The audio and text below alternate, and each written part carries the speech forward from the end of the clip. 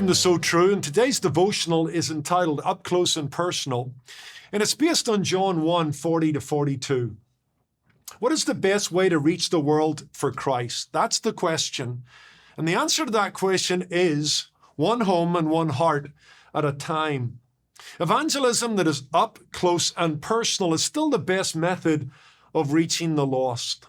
Statistics continue to show that a majority of people come to Christ through the personal witness of a Christian, pointing them to the Savior. Public preaching has its place within evangelism beyond a doubt, but it is a bit like taking a bucket of water, throwing it over a number of open-necked bottles, whereas personal evangelism, the one-on-one kind, is like taking each bottle to the tap and filling it. The great English Baptist preacher C.H. Spurgeon, a soul winner himself and a preacher, used to say, hand-picked fruit every time. One of the great examples of this, in fact, this approach to winning the world, is Andrew, the disciple. He's not as prominent as some of the other disciples in the biblical record. But when he does come out of the woodwork in the Gospels, we find him doing one thing and one thing only, and that's introducing people to Christ. Andrew was happy to simply be a signpost pointing people to the only way to God, Jesus Christ.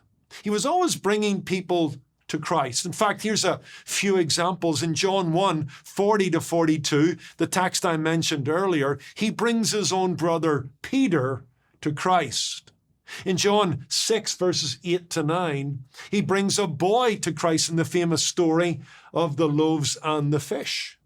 In John 12:20-22, he brings some Greeks to Christ. Now, the interesting thing about that story was he was so good at this, he had that reputation among the other disciples, that when the Greeks approached Philip, another disciple, about seeing Christ, Philip naturally thought of Andrew as the best one to introduce them to Christ. So they come seeking Christ, they encounter Philip, Philip then hands them off to Andrew, and Andrew introduces them to Jesus. Andrew may have lived to some degree in the shadow of his brother Peter, who was off winning souls to Christ by the thousand. As we see in the day of Pentecost, the biblical record would be Acts 2:38-42.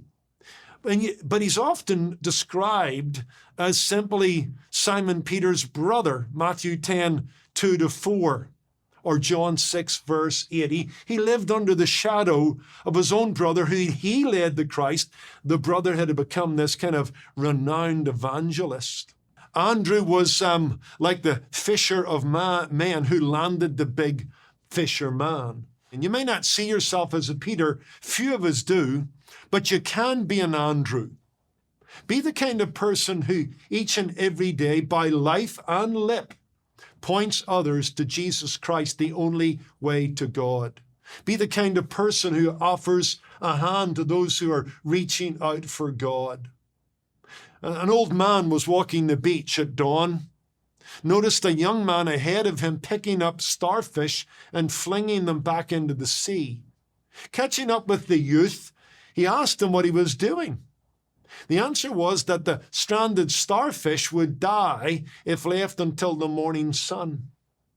But the beach goes on for miles, and there are millions, so to speak, of these starfish, the old man replied. How can your efforts make a difference? The young man looked at the starfish in his hand and then threw it into the safety of the sea, and he said, well, it makes a difference to this one. You're a fisher of men according to Jesus, and Andrew reminds you that you can make a difference for Christ, one heart and one home at a time.